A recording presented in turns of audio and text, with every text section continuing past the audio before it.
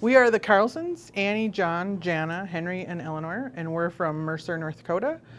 We own and operate Morning Joy Farm, and it's a multi-species grazing operation, and we're here today to present with the couples panel on how we live and love together and raise families and farm food. And then also we're here to learn. Greg Judy was a big inspiration for us when we first started out. We've read Marg Schatzker's steak book, so it's really exciting to be able to meet both of those gentlemen in person today. So we're Annie and John Carlson. We operate Morning Joy Farm and Kitchen. That's the logo.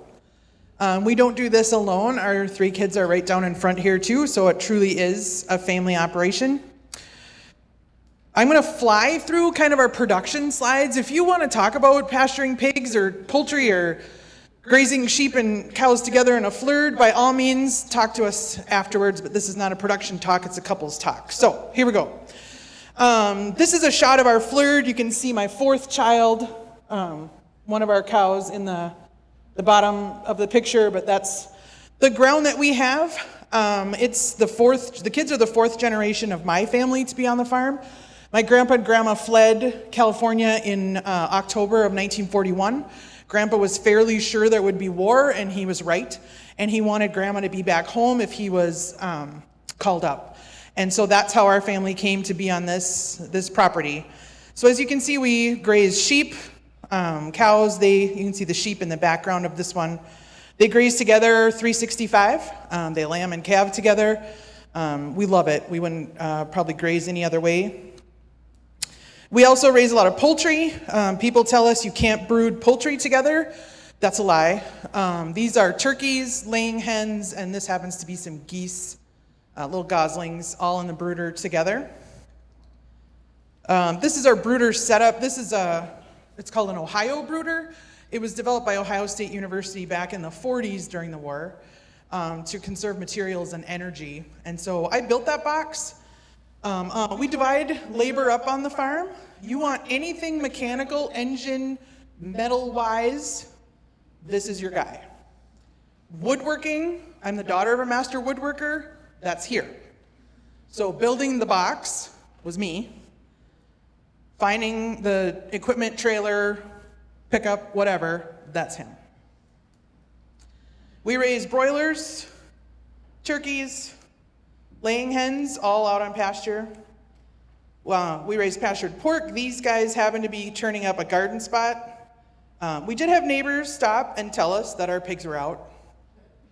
Yes, in the garden, doing what they should do. And then we bale graze in the winter, and this is, at the time we had goats, we don't have them right now. But we're grazing again, 365. We lamb on our bale grazing. These are Icelandic sheep. They're seasonal breeders. Up until we started with some Targhee cross ewes, we never pulled our bucks. They just breed whenever they come into season, and they've always lambed during nice weather, so we didn't bother to interrupt that.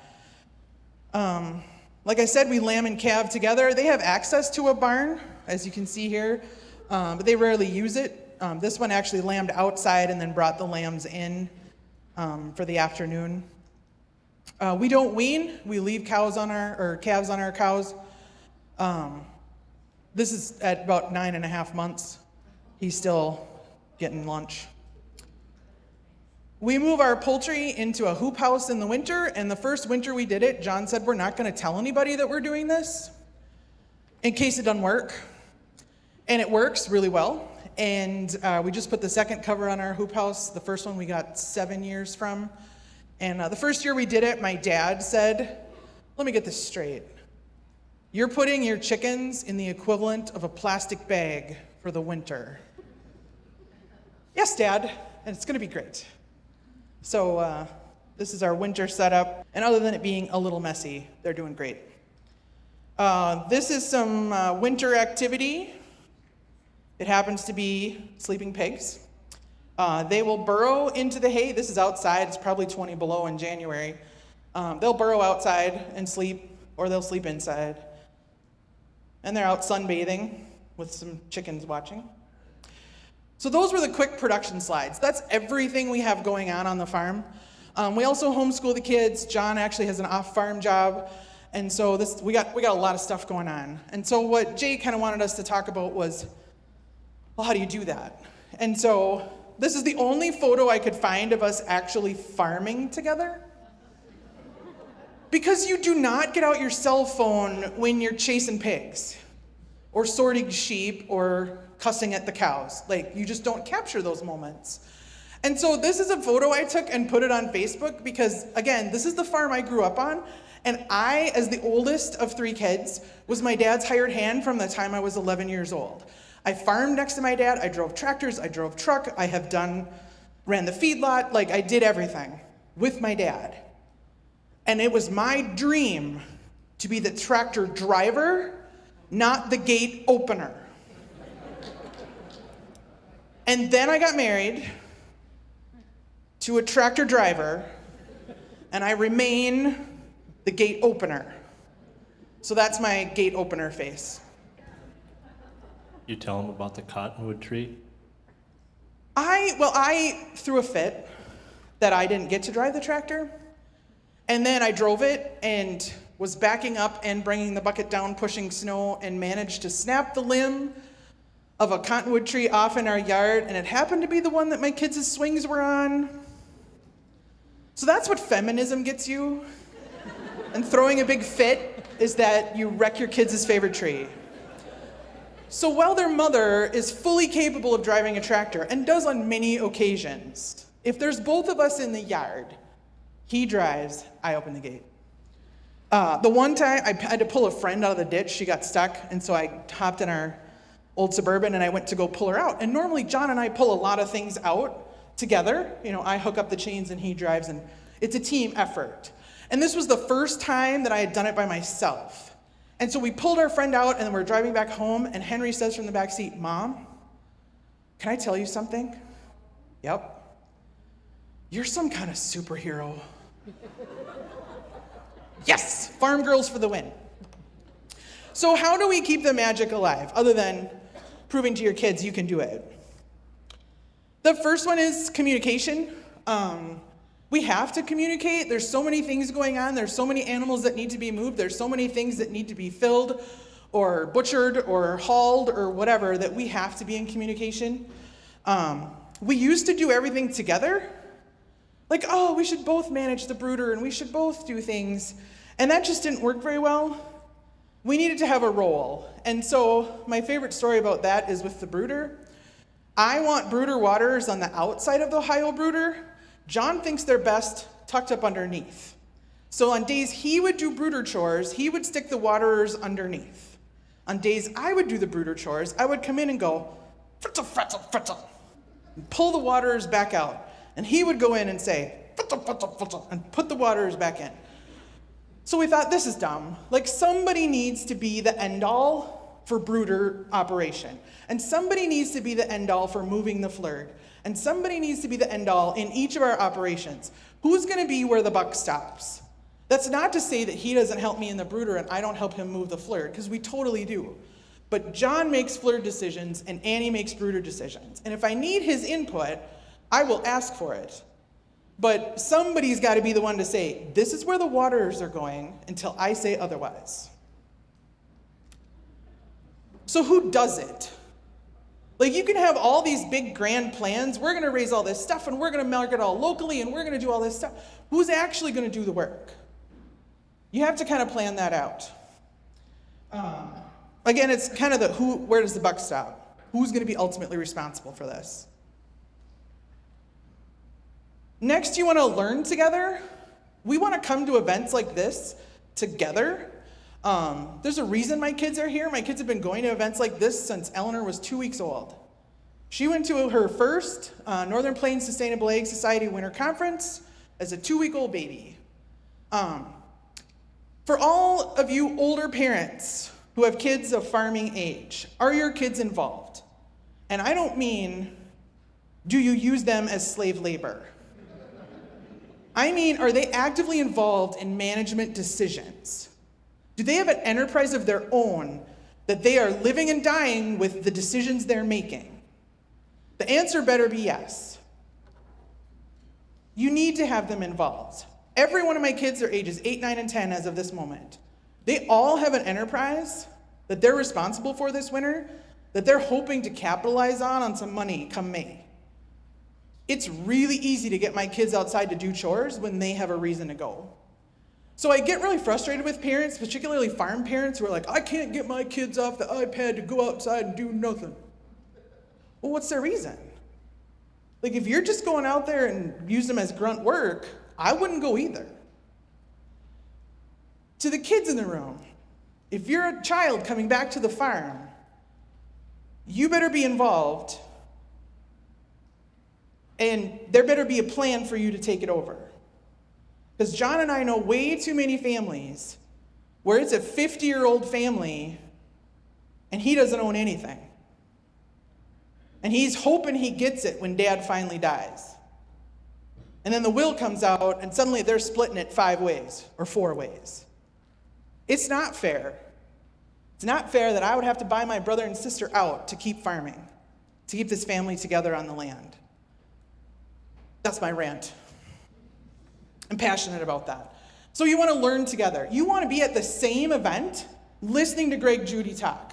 Because John's going to hear something different than I heard.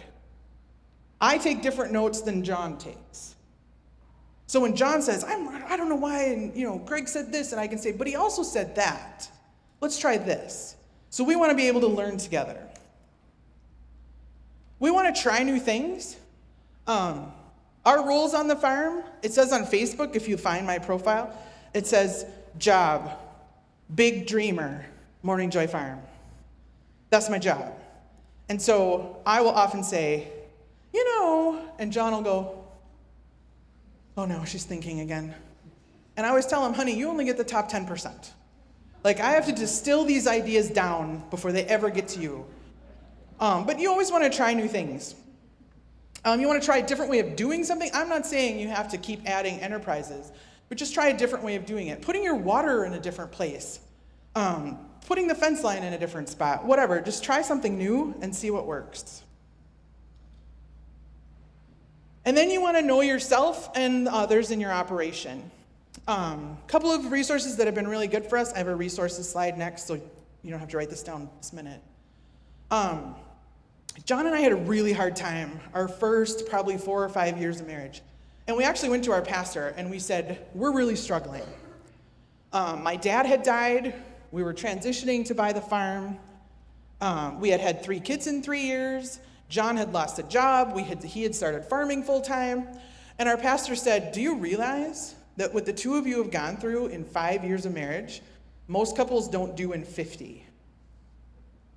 You got married, you had 3 kids, you buried a parent, you're trying to start a new business, you lost a job. No wonder you guys are struggling. And then he said, do you know your love languages? And we said, what's a love language? It's how you give and receive love. And so we took the test. It's very simple. John's highest is my lowest. And his lowest, you can see where this is going, is my highest. So my highest is acts of service, doing, like someone does it for me. That makes me feel so good. John could care less. And so I was killing myself folding his socks and making his favorite meals and doing this stuff for him. And he was like, well, didn't matter to him. And I was like, why does he hate me? Because that's what it felt like when my acts of love were not received at all. His highest is physical touch. He wants to snuggle, he wants to hug. I had 3 kids in 3 years who were clung to me like barnacles. And when your bottom love language is physical touch, was there anything left for him at the end of the day with 3 barnacles? No. And so, that hasn't solved it. We're not perfectly in sync now. But now when we come across an issue, we know what to look for, right? How much affection am I giving him? How much time? How much is he doing for me? And usually that's the problem. Whatever the big thing we're fighting about, that usually is the problem. Lastly, you want to make it fun. This is hard work. And It's not easy, and there's some times when you don't make the money you think you should, and you have to have fun with it. We butcher chickens. We butcher a lot of chickens. And it's fun. We enjoy it. It's family day. And then sometimes we have people come help us, and just to learn or butcher chickens with us. And so we have a couple friends. They come every summer. And John always says before they come, I hope we don't grab your butt when they're here. But that's because we're having fun. Like, it's just, you have to make chicken butchering fun. So you want to make it fun. How can you involve the kids? How can you make it fun for them? Last night, 2 nights ago, the kids and I had to dig out our water tank because the snow had been up over, and frankly, the sheep were skidding in to drink instead of just walking up, so we had to level that out. And I said, go to the garage and get 4 shovels and let's tackle this. And they did it, and we had fun, and we got the job done. So you have to make it fun for you and them. Resources, I just want to touch on that helped us greatly. The first one is holistic management. Josh and Tara are here, and we've done 2 courses, and it's a way of thinking. It's a way of holding each other accountable to your goals that isn't blaming. And so, John can say to me, like, well, how come you aren't selling enough? That's a blame statement. Whereas if we know what our holistic goals are and we know where we're headed and what we're trying to do, when something doesn't work out, we can say, how come we aren't meeting our goal? And so it just reframes the conversation, and we're so thankful for that. The next one is farming friends. Jay and Krista are up here. Krista and I have a Facebook message thread it's our private chat room. And like last spring was the hardest lambing season we had. Just everything that could go wrong did. And I would text her and I would say, oh my gosh, I don't know what we're gonna do. Lost 2 more or whatever. You can just share those things. And I have really good friends, but when you live in town and your livelihood is not tied to that little lamb, you don't get it. And so you have to have farming friends. It's great if they're your next, down the road neighbors. But even if they're not, make a friend here today that you can have those hard conversations with. Counseling, like I said, we were really struggling. We went to our pastor. Love languages has really changed how we communicate and how we recognize those things in each other. There's a big stigma associated with counseling. I don't understand why. It's a tool. Just like you would use a grazing plan as a tool or a rain gauge as a tool, counseling is a tool. Some books that have shaped how we farm as a family. When the kids were tiny, I don't even know if Eleanor was born yet. When the kids were tiny, we read Family Friendly Farming by Joel Salatin, and we continue to reread it. Get your kids out early and often and involved. Boundaries by Drs. Henry Cloud and John Townsend is an amazing book on how to have healthy relationships. Maybe you are farming intergenerationally and you're having a hard time communicating, or they're taking advantage of you or something. Boundaries is an excellent book to help with that.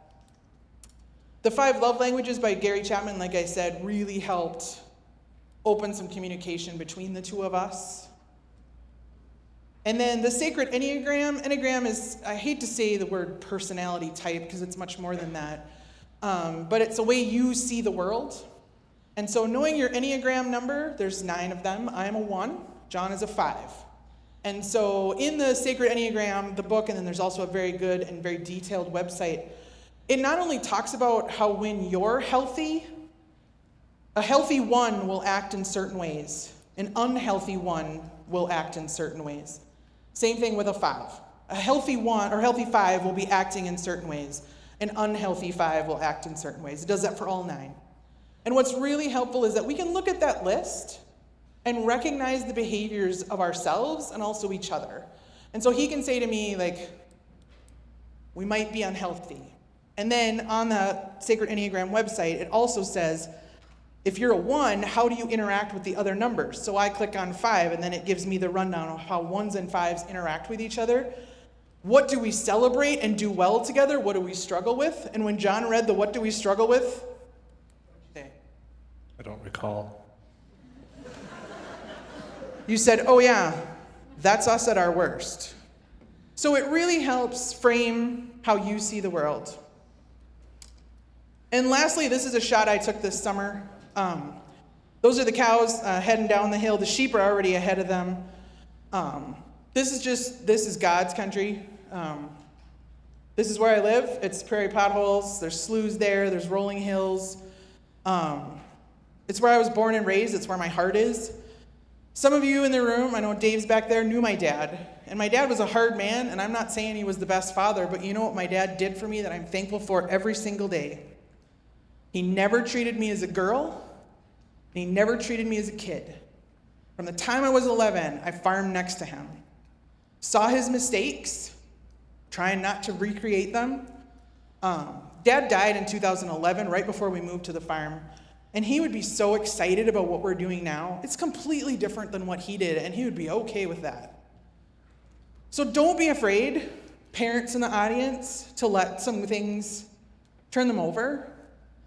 We want to do our best by you. I mean, I want to make my dad proud, even though he's been gone almost 8 years. Give them the reins. Let them learn. At ages 8, 9, and 10, my kids are already arguing over who gets to live in our house when they take over the farm. Now, am I under any illusions that at 21, 22, and 23, they're having the same conversation? Probably not. But at 8, 9, and 10, I'm really proud of the fact that it's still an option for them. I always wanted to come back to the farm. I wanted to be a farmer. And my dad had a very hard conversation with me. He said, I'm not making it. And they won't lend to a single woman. Which, thankfully, that's changed, because you can now. But back when I was growing up, it wasn't possible. Dad wasn't making it, and I couldn't assume his debt as a single female farmer. So we're happy to answer any questions that you have afterwards.